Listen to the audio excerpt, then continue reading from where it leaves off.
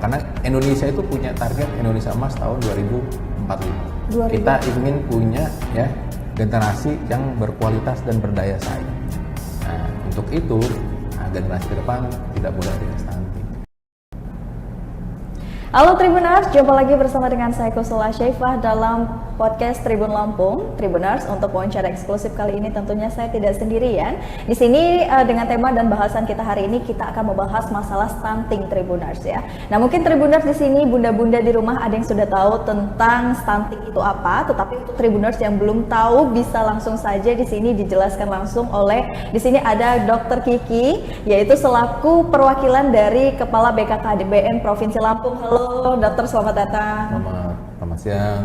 Selamat siang dan selamat datang ya dok ya. Oh iya. Gimana nih dok kabarnya? Alhamdulillah baik, senang sekali bisa diundang pada siang hari ini hadir di sini di Tribun. Apa kabar Tribuners semua? Oke. Alhamdulillah ya dok. Saya juga mengucapkan terima kasih nih untuk dokter Kiki yang sudah menyempatkannya waktunya datang ya dok ya.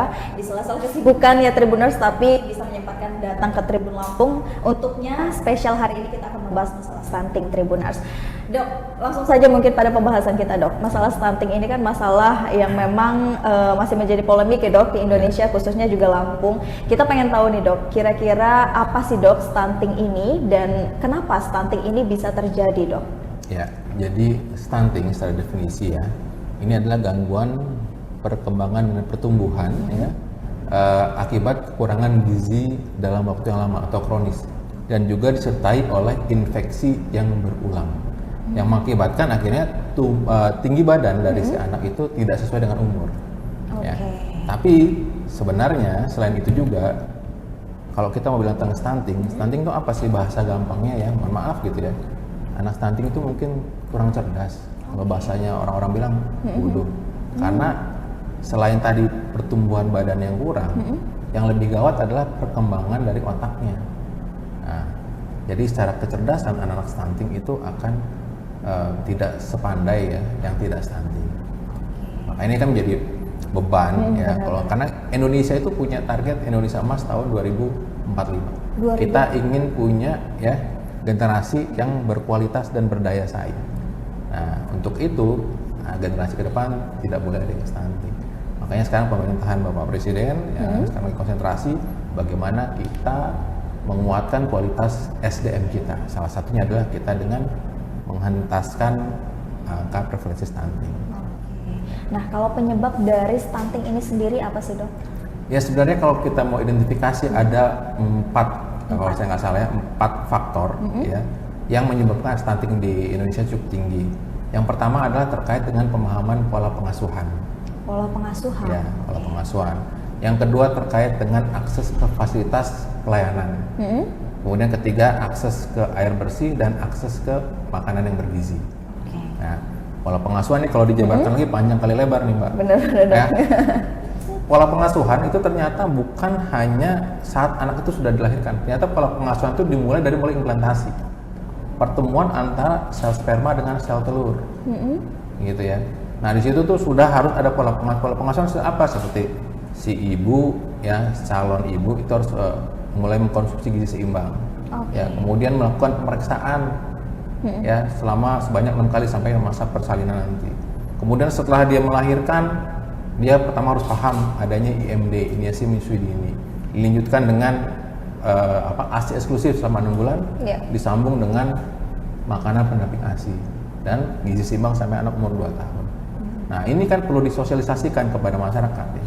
Tidak semua orang paham loh, gitu ya, terkait dengan masalah pengasuhan ini gitu ya. Itu salah satunya. Itu penyebab dari pola asuh ya dok ya? Yang terbesar adalah terkait dengan pola asuh. Pola asuh. Ya, pola asuh. Nah, program kita tetapi BKKBN itu punya program pencegahan stunting namanya Cegah Stunting dari Hulu. Intervensi stunting terbaik itu ada di 1000 hari pertama kehidupan. Nah, tapi BKKBN konsennya di hulu, ditarik lagi. Bahkan mulai kita intervensi dari remaja dan juga kita screening di calon pengantin. Kita makanya di calon pengantin ini kita ada namanya pendampingan. Kita punya aplikasi namanya elektronik siap nikah dan hamil.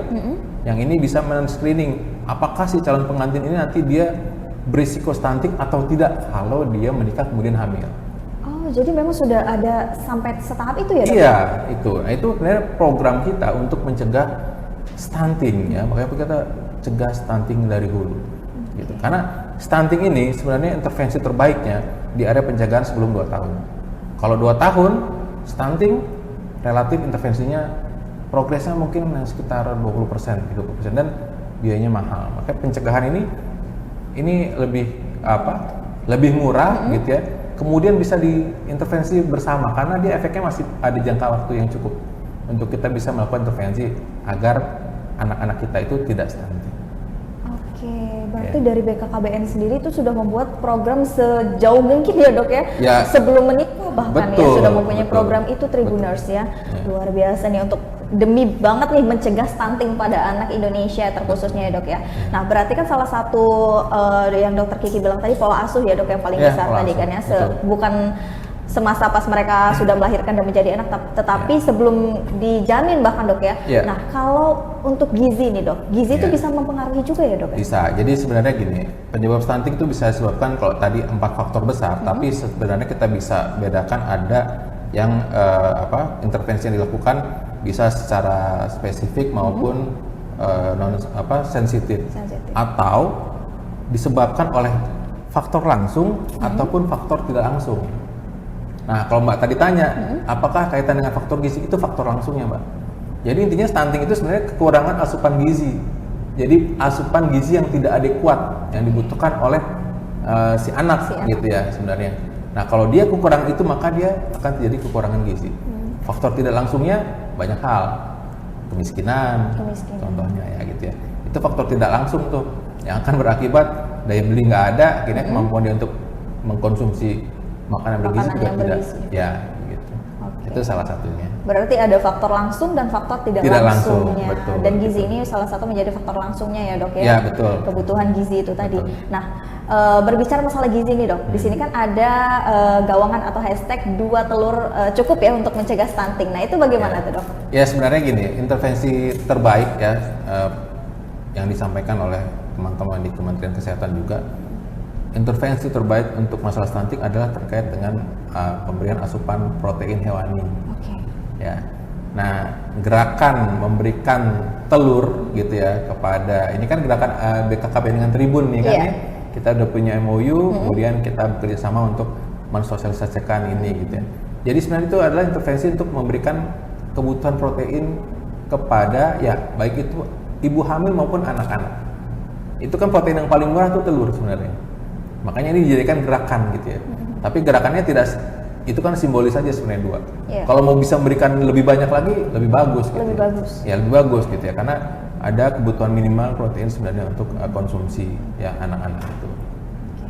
Berarti kalau misalkan anak-anak nih, Dok, mungkin ada tubuh yang memang tidak bisa menerima telur nih, Dok ya, menjadi alergi dan sebagainya, berarti itu bisa diganti dengan protein lain ya, Dok? Betul, protein hewani, bisa ikan, bisa ayam, ya atau enggak pokoknya yang hewani ya, hewani ya. Ya, makan hewani. Gitu. Yang hewani ya, Tribuners. Berarti tidak hanya bisa menggunakan telur, karena telur ini bisa menjadi opsi ya, Dok ya. Betul, karena kan dia yang bisa bilang itu relatif murah dan terjangkau. Betul. Makanya kenapa BKKBN kan menggunakan telur ini sebagai kampanyenya gitu. Tapi untuk Tribuners mungkin yang mempunyai alergi terhadap telur itu bisa memberikan anaknya ataupun yang lainnya itu sebagai protein hewan yang lain, Tribuners gitu. Nah, Dok, berarti stunting ini berbahaya dong, Dok, untuk anak? Berbahaya pertama gini, stunting itu bukan hanya masalah dia pendek, tadi kecerdasannya terganggu. Yang kedua, yang selain itu ternyata anak stunting ini gampang sakit-sakitan. Oh, jadi menyerang imun juga dong? Iya, jadi kemungkinan masa depan tuh ada gangguan metabolik ya, diabetes, sakit jantung dan lain-lain. Gitu. Daya tahan tubuhnya akan ringkih. Nah, makanya untuk bersaing ke depan itu akan memberatkan, karena apalagi kita mau UHC kan. Pembiayaan kesehatan itu akan ditanggung oleh pemerintah. Bayangkan kalau generasi kita stunting, sakit-sakitan, harusnya pembiayaan nanti bisa untuk membangun sekolah, jalan, fasilitas umum yang lainnya, akhirnya habis untuk biaya pengobatan.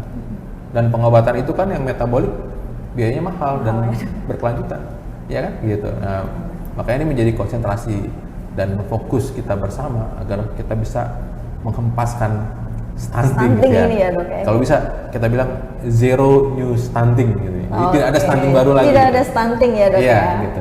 Karena kalau udah stunting dia ya sudah tuh, kalau stunting relatif dia permanen nanti. Gitu. Makanya ini menjadi urgent gitu ya. Masa-masa golden period kita bisa mengintervensi anak agar tidak stunting. Artinya kan stunting ini bisa dikatakan mengancam juga ya, Dok, ya, karena dia tidak hanya mengancam dari segi kognitif saja, tapi juga untuk imunitas tubuh dari sang anak ini sendiri. Betul, ya, Dok, ya.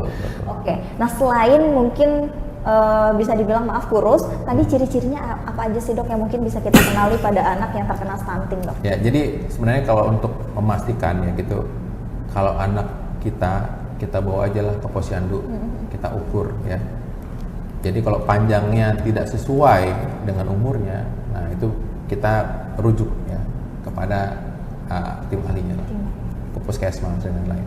Kita kan di BKKBN kita membentuk yang namanya tim pendamping keluarga. Ya, itu terdiri dari bidan, kemudian kader PKK dan kader KB. Mereka ada di daerah itu.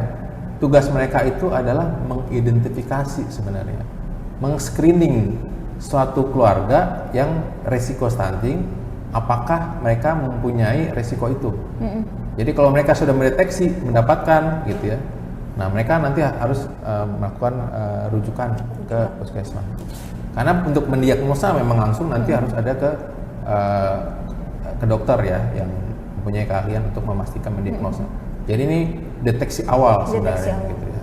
Kalau kita diemin, mungkin akan jadi stunting gitu kan. Makanya kan lebih penting kita melakukan pencegahan. Nah. Jadi kan memang stunting ini bisa dicegah ya, Dok, ya? Bisa dicegah sebelum terlambat. Sebelum terlambat, tapi bisa diobati juga nggak, Dok? Kalau udah teorinya, kalau dia sudah lewat 2 tahun permanen. Makanya ini masa 1000 hari ini menjadi masa yang krusial. Gitu ya. Nah, bagaimana gerakannya? Tentunya ya ini gerakan pentahelix yang melibatkan pemerintah, swasta, kemudian dunia usaha, perguruan tinggi, termasuk media, gitu. Kita bergerak bersama, gitu. Buat kita. Karena mungkin banyak ibu-ibu di luar sana atau mungkin orang tua yang mungkin belum paham ya, Dok, ya, dan belum mengenali stunting itu apa. Dan mudah-mudahan dengan adanya tayangan ini dan Dokter Kiki di sini itu bisa memberitahu Tribuners di rumah semua tentang stunting ini tuh bagaimana sampai dengan ciri-cirinya nih, Lord. Harus ya. Nah, Dok, ini kan Presiden Joko Widodo mengumumkan bahwasanya pokoknya angka stunting itu harus turun nih, Dok. Betul. 14% gitu, Dok, ya, di 2024 ini. Terus sejauh ini kondisinya sudah seperti apa nih, Dok? Jadi saya ada data terkait dengan capaian. Sebenarnya secara nasional ini kita sudah berhasil turun 2,8%. Jadi SSGI sebelumnya aja, survei status gizi Indonesia itu di angka 24,4% di SSGI tahun 2021. Kemudian disurvei kembali di tahun 2022 turun menjadi 21,6%. Ya tentunya ini cukup menggembirakan ya sebenarnya, bahwasannya apa yang kita lakukan secara masif gitu ya, ini ternyata kita bisa menurunkan gitu. Tapi kan kita jangan tenang dulu gitu ya. Kita masih punya PR ya. Intinya nih, selama masih ada yang hamil, maka masih ada risiko terjadinya stunting. Ya.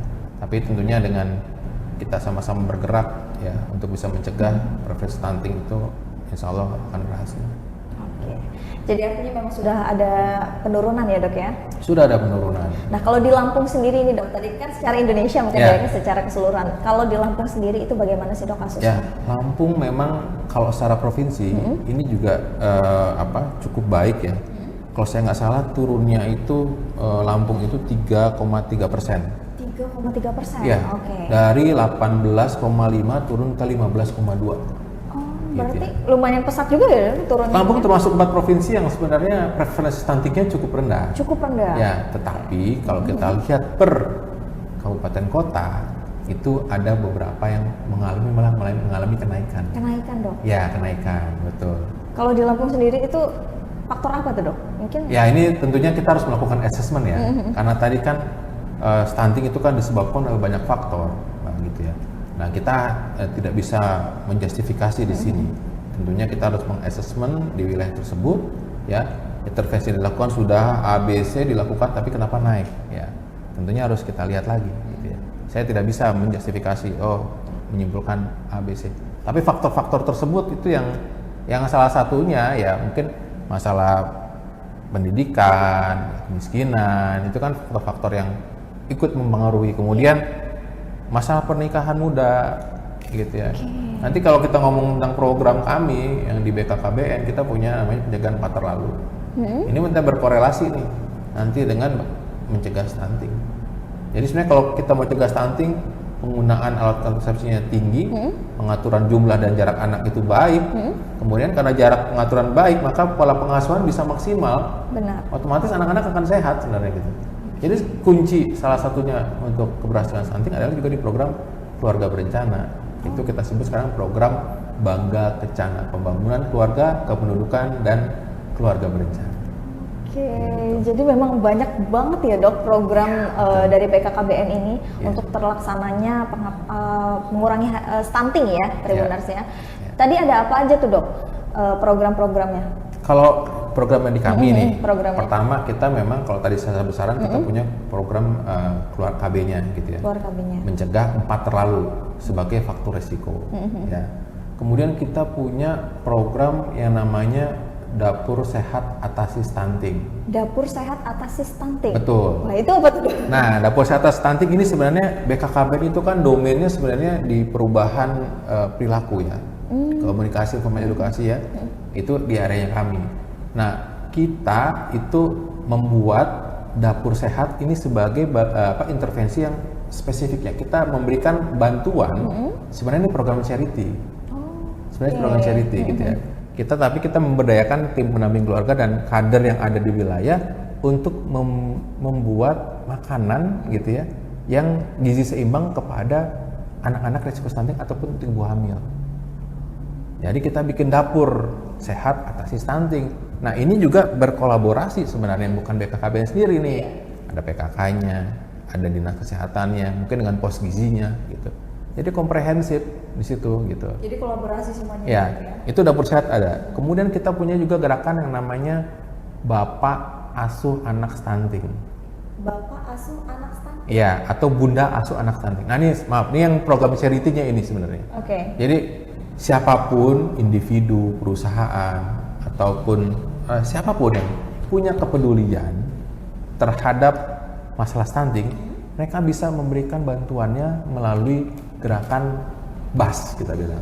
BAS. Nah, BAS ini nanti akan kita integrasikan dengan Dapur Sehat Atasi Stunting. Gitu. Nah, Dapur Sehat Atasi Stunting ini kita bentuk di seluruh kampung keluarga berkualitas. Jadi kita punya juga namanya kampung-kampung ya. Kita bilang kampung KB gitu, kampung keluarga berkualitas tuh sebagai media penggarapan program Bangga Kencana. Salah satunya adalah Dapur Sehat Atasi Stunting. Oke. Gitu. Dapur Sehat Atasi Stunting, terus juga ada BAS. BAS Nah, ya. terakhir dengan Tribun kita punya kakak asuh. Kakak asuh ya. Terakhir kan kemarin Tribun ya. Ya kan dari Tribun kan kemarin kita sudah melaksanakan kerjasama. Ya, kerjasama itu. Ya ini jadi kalau tadi bapak asuh, bapak ibu gitu, sekarang yang muda-muda pun, yang pemuda-pemuda gitu ya, yang punya komitmen juga ingin terlibat dalam penurunan stunting, kita juga punya sebutannya kakak asuh. Kakak asuh. Salah satunya dengan Tribun Lampung ini ya, Dok. Betul. Barusan aja kemarin kita melaksanakan program ya dengan Tribun Network Tribuners. Salah satunya itu untuk menggaungkan angka stunting ini ya, Dok, ya di Lampung dan juga di Indonesia. Mudah-mudahan bisa turun dan bahkan nol nih. Harus turun. Harus turun ya, Dok Optimis, ya. Luar biasa. Terima kasih banyak Dr. Kiki. Mungkin untuk closing statement kita boleh minta pesan-pesannya Dr. Kiki untuk seluruh warga di Indonesia, khususnya warga Lampung nih, Dok. Ya. Jadi masalah stunting ini masalah kita bersama, ya. Jadi mari lindungi keluarga kita dari stunting, ya, dengan kita pahami terkait dengan pola pengasuhan, konsumsi gizi seimbang, begitu ya. Kemudian kita juga harus punya akses air bersih, gitu ya, dan jamban yang baik, begitu ya, agar keluarga kita bisa sehat, ya. Kemudian bebas stunting. Cegah stunting itu penting, berencana itu keren. Oke, terima kasih banyak ya Dr. Nurizky Permanajati selaku Kepala Perwakilan BKKBN Provinsi Lampung, dan tentunya Tribuners di rumah semua yang sudah menyaksikan tayangan podcast Tribun Lampung, wawancara eksklusif bersama dengan narasumber saya kali ini. Mudah-mudahan dengan adanya pembahasan tentang stunting ini bisa menurunkan dan bisa menurunkan ya angka stunting di Lampung, bahkan di Indonesia ini menjadi 0%, bahkan tidak ada ya Tribuners. Dan terima kasih juga untuk Tribuners yang selalu menyaksikan tayangan podcast Tribun Lampung, wawancara eksklusif bersama dengan saya hari ini Kusnul Asyaifah, pamit undur diri, terima kasih dan sampai jumpa.